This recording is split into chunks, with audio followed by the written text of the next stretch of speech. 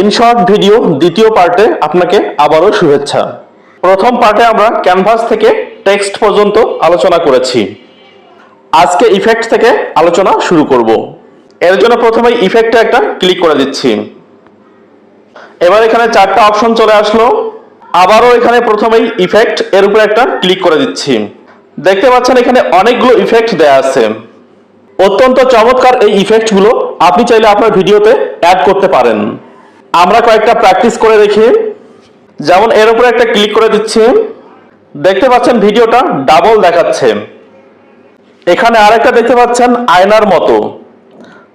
আর একটা দেখুন, এরকম এখানে অনেকগুলো ইফেক্ট দেয়া আছে, আপনি আপনার পছন্দ মতো ইউজ করতে পারবেন। আর যদি কোনোটাই ব্যবহার করতে না চান তাহলে এর উপরে একটা ক্লিক করে দেবেন। এবার পাশে যে টিক চিহ্ন দেখতে পাচ্ছেন এর উপরে একটা ক্লিক করে দেবেন। এবার আমরা এআই ইফেক্ট এর উপরে একটা ক্লিক করে দিচ্ছি। এখানে দেখতে পাচ্ছেন অনেক চমৎকার কিছু ইফেক্ট এখানে শো করতেছে।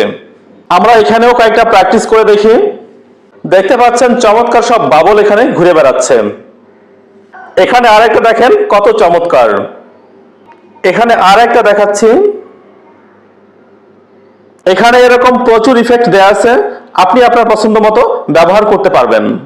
এবার আসতেছে ফিল্টার, এর উপরে একটা ক্লিক করে দিচ্ছি। এখানেও ফিল্টারের অনেক অপশন দেয়া আছে। এখান থেকেও কয়েকটা আমরা প্র্যাকটিস করে দেখি। যেমন একটা দেখতে পাচ্ছেন ছবিটা ক্লিয়ার হয়ে গেল। এখানে আরেকটা দেখতে পাচ্ছেন ছবিটা ফ্রেশ হয়ে গেল। এখানে আরেকটা দেখতে পাচ্ছেন। এরকম অনেক ফিল্টারের অপশন এখানে যোগ করা আছে। আপনি চাইলে এগুলো সুন্দরভাবে ব্যবহার করতে পারবেন। এটা আপনার পছন্দ মতো করে পাশে একটা টিক চিহ্ন দেখতে পাচ্ছেন, এর উপরে একটা ক্লিক করে দেবেন। এবার দেখতে পাচ্ছেন অ্যাডজাস্ট নামে একটা অপশন দেওয়া আছে, এর উপরে একটা ক্লিক করে দিচ্ছি। এখানে নিচে অনেকগুলো অপশন দেখতে পাচ্ছেন। প্রথমে আছে লাইটনেস এবং উপরে একটা বার দেখতে পাচ্ছেন। এই বারটা সরাসরি করে আপনি লাইটটাকে কম বেশি করতে পারবেন। এরপর কন্ট্রাস্ট, আবার ওয়ার্মথ, টেন্ট, স্যাচুরেশন, এরকম অনেকগুলো অপশন এখানে দেখতে পাচ্ছেন। এগুলোর মাধ্যমে আপনি ভিডিওতে লাইট কম বেশি করতে পারবেন। আপনার ভিডিওটা হবে আরো চকচকে। আপনার পছন্দ মতো করে পাশে যে টিক চিহ্ন দেখতে পাচ্ছেন এর উপরে একটা ক্লিক করে দেবেন। এবার আমরা অত্যন্ত প্রয়োজনীয় একটা অপশন পিআইপি এর উপরে একটা ক্লিক করে দিচ্ছি। এই অপশনটার মাধ্যমে আপনি ডুয়েল ভিডিও তৈরি করতে পারবেন, অর্থাৎ একই ফ্রেমে দুইটা ভিডিও চলবে। বিষয়টা কেমন চলুন দেখে আসি।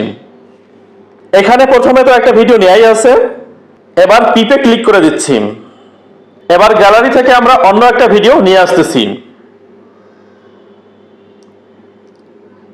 দেখুন এখানে নতুন একটা ভিডিও চলে আসলো।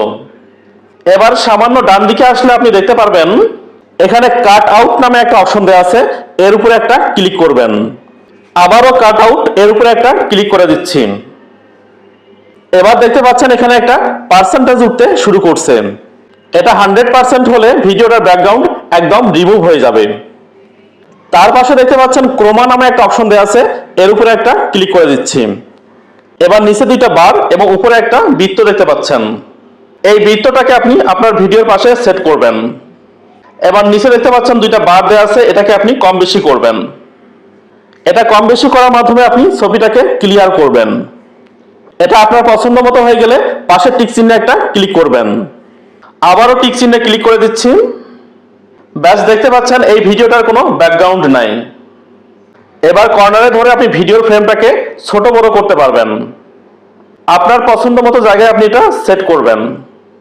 আপনারা হয়তো কখনো দেখতে পান অনেকে এরকম চাইনিজ ভিডিও দিয়ে ডুয়েল ভিডিও তৈরি করে।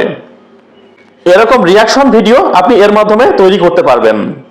এবার পাশে যে টিক চিহ্ন দেখতে পাচ্ছেন এর উপরে একটা ক্লিক করে দেবেন।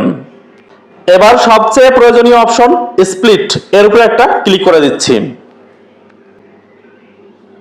দেখতে পাচ্ছেন ভিডিওটা কেটে দুই ভাগ হয়ে গেছে, অর্থাৎ স্প্লিটের বার যেখানে রেখে আপনি স্প্লিটে ক্লিক করবেন সেখানে কেটে দুই ভাগ হয়ে যাবে। আমরা আরেকটা দেখতেছি। এবার স্প্লিটের বারটা এখানে চলে আসলো। আমরা এবার স্প্লিটে একটা ক্লিক করে দিচ্ছি।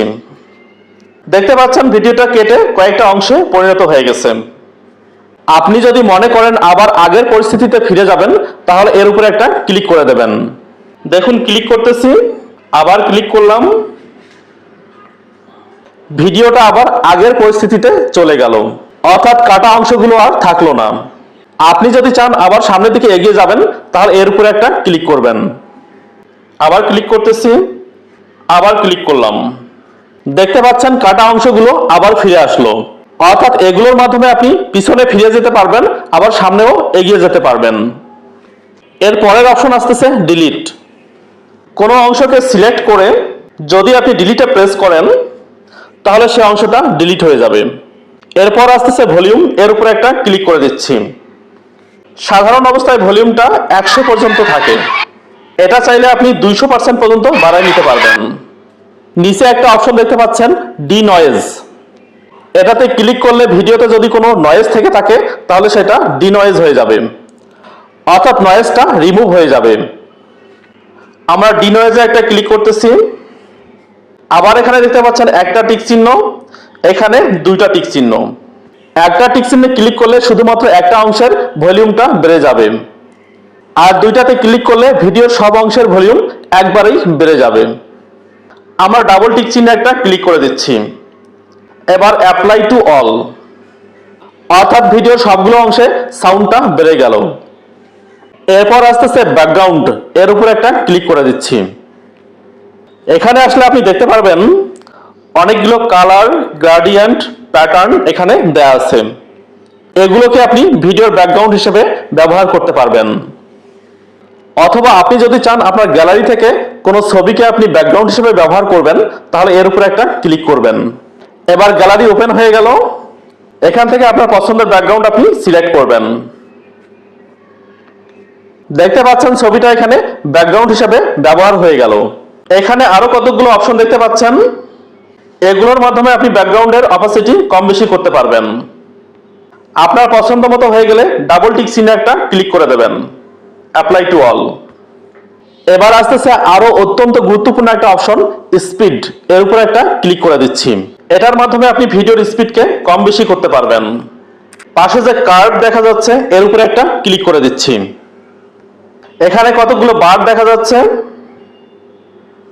এই বারের পয়েন্টগুলো উপরে তুললে স্পিড বেড়ে যাবে, আর নিচে নামিয়ে দিলে স্পিড কমে যাবে। এটা আপনার পছন্দ মতো করে পাশের টিক চিহ্নে একটা ক্লিক করে দেবেন। এবার একটু প্র্যাকটিস করে দেখি।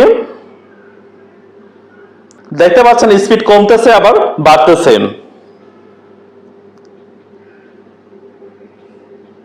এভাবে আপনি ইনশর্টের মাধ্যমে চমৎকার ভিডিও তৈরি করতে পারবেন। বন্ধুরা, আজকে এ পর্যন্তই। আবারও দেখা হচ্ছে পার্ট 3-তে। ভালো থাকবেন, সুস্থ থাকবেন। ধন্যবাদ।